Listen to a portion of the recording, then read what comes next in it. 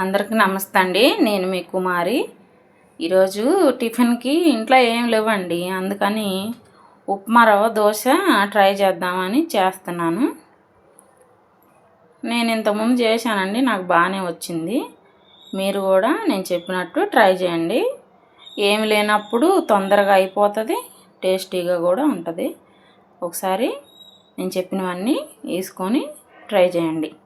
దీనికి కావాల్సిన పదార్థాలు: ఉప్మా రవ్వ అండి, గోధుమ రవ్వ ఉంటుంది కదా, లావు రవ్వ, అది నేను ఒక 5 మినిట్స్ ముందు నానబెట్టాను.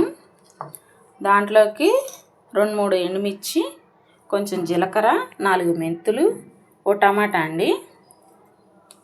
చూడండి ఒకసారి.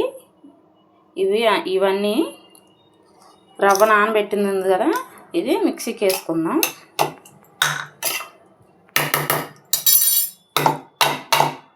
దీంట్లోనే ఎండుమిర్చి, ఒక టమాటా, కొంచెం జీలకర్ర, 4 మెంతులు అండి. మెంతులు మీ ఇష్టం, ఆప్షన్, వేసుకుంటే వేసుకోండి, లేదంటే లేదు. ఇవన్నీ కలిపి మిక్సీ గ్రైండ్ చేసుకుందాం. స్టవ్ మీద పెనం పెట్టి దోశ వేసుకుంటే ఉప్మా రవ్వ దోశ రెడీ అండి.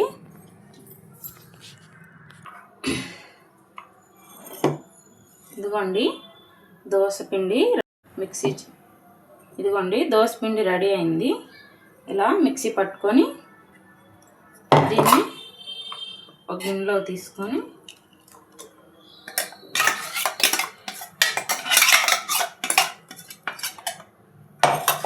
దీంట్లో తగినంత సాల్ట్ వేసుకొని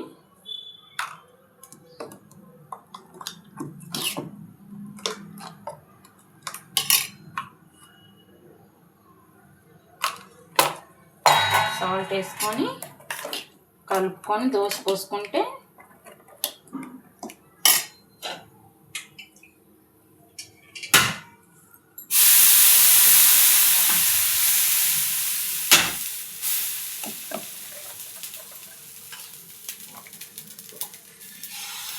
దోశ పోసుకున్నాం.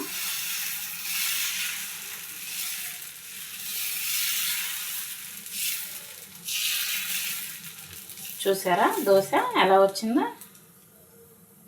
సింపుల్గా ఇంట్లో ఏమీ లేనప్పుడు టిఫిన్కి ఇలా వేసేసుకున్నామంటే తొందరగా 10 డిఫరెంట్గా ఉంటుంది. ఎప్పుడు తినే టిఫిన్ కంటే ఇలా ఒకసారి డిఫరెంట్గా ట్రై చేయండి.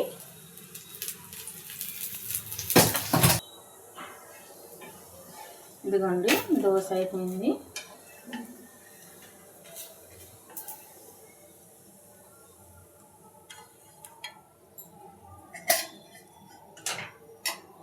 మీకు కావాలంటే దోశ మీద ఉల్లిపాయలు కూడా వేసుకోవచ్చండి.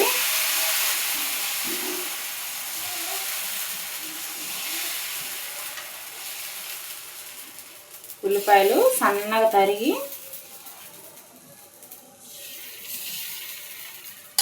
వేసుకోవచ్చు. టేస్ట్ మటుకి సూపర్గా ఉంటుందండి.